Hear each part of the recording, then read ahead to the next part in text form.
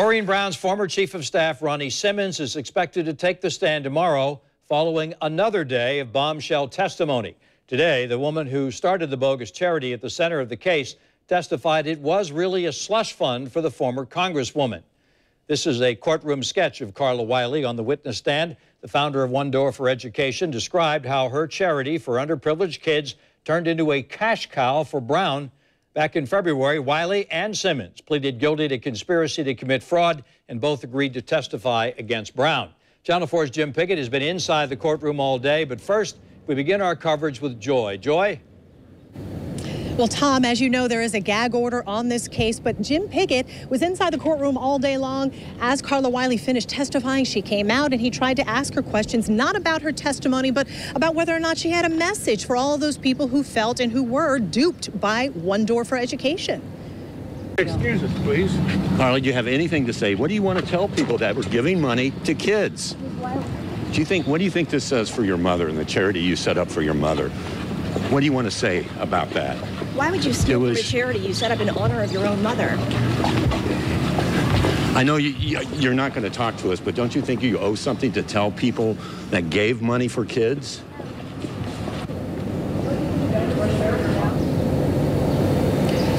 Carla Wiley not happy with those questions, but you heard Jim mention her mom. That is why she says that she started One Door for Education, because her mother was a school teacher during segregation and really helped kids. She also told the jury that she was dating Ronnie Simmons and ultimately handed over her nonprofit's debit card and checkbook to Ronnie Simmons. He forged her name several times, and she knew all of this. She also testified, another bullet point here, that she admitted she used some of the One Door money for her own personal use, making online transfers to her own account, car payments for herself and her son. She said of the hundreds of thousands of dollars that One Door raised with Corrine Brown's help, she said she remembers one scholarship to one person totaling $1,000. Also, a headliner today, Vaughn Alexander, one of Corrine Brown's closest friends. Jim Pickett joining us on the other side of the federal courthouse. Jim, you're going to talk more about that, and you told me you were even more shocked by Vaughn Alexander's testimony. That's right. I thought Carla Wiley would drop the bombshells, but it was Vaughn Alexander who basically said that she was handed blank checks by the congresswoman to her, and that she would give the congresswoman money from those checks that she cashed. Vaughn Alexander described in court how blank check after blank check came into her office, and she was told by Congresswoman Brown to fill in a certain amount and deposit them, then turn around and write a check for cash to Corrine Brown and either deposit it or give the former Congresswoman the money. Alexander told prosecutors Brown gave her the checks as well as Ronnie Simmons, Brown's chief of staff. She said the Congresswoman said the money was reimbursements for certain events. Alexander says she never questioned it.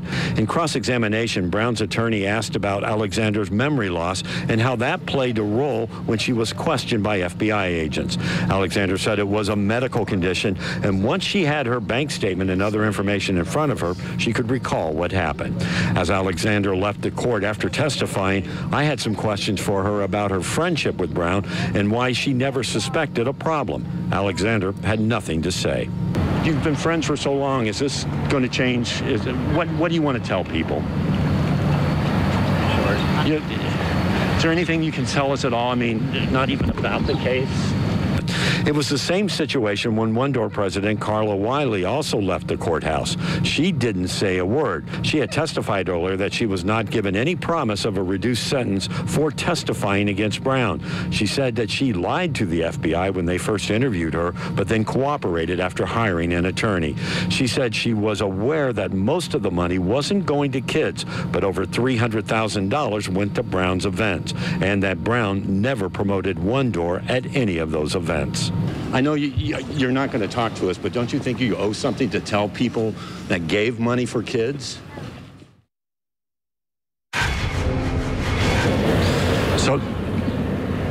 And Joy, I'll tell you, tomorrow is going to be a very interesting day because Ronnie Simmons, as we had mentioned, could take the stand late in the afternoon. We're going to hear more numbers in the morning from Corrine Brown's tax preparer, and then from also some audit officials as well from the FBI. Joy?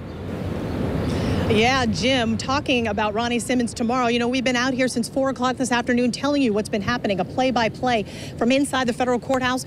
Coming up at about 6:25, local attorney Randy Reep, who's been giving us great insight on these big days of testimony, he's going to join me again to talk about tomorrow. What can we expect to hear from Ronnie Simmons? What should we be listening for? And what Corrine Brown's attorneys have going for them when they basically pounce on Ronnie Simmons when he takes the stand. For now, we're outside the federal courthouse. Tom, Marion, back to you.